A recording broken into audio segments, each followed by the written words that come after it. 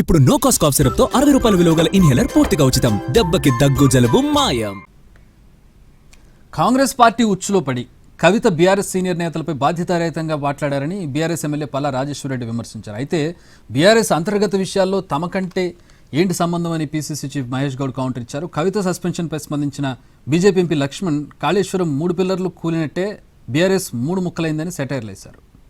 Party కూడా దురదృష్టవశాత్తు వారి యొక్క దుశ్చర్యలకు కవిత లోన్ కావడం, మా పార్టీని బలహీనపరిచే విధంగా చూడడం, దానిని యావత్తు నాయకులు కార్యకర్తలు కూడా కేసీఆర్ గారికి పార్టీ నాయకత్వానికి చెప్పినప్పుడు తప్పనిసరి పరిస్థితుల్లో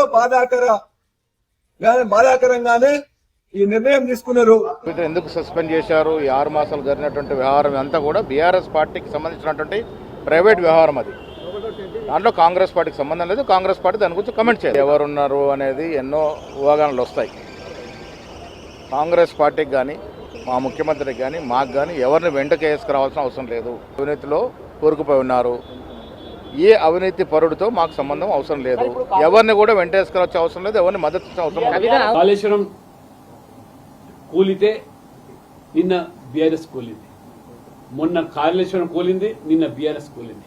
కాళేశ్వరం ప్రాజెక్టులో మేడిగడ్డలో 3 పిల్లర్లు కుంగిపోతే ఇప్పుడు బీఆర్ఎస్ పార్టీ 3 ముక్కల పరిస్థితికి వచ్చింది. అంటే తెలంగాణ ప్రజలను ఏ రకంగా వారి త్యాగాలను వారి బలిదానాలను కేసీఆర్ ప్రభుత్వం సొమ్ముగా చేసుకొని కోట్లకు పడగలెత్తారు.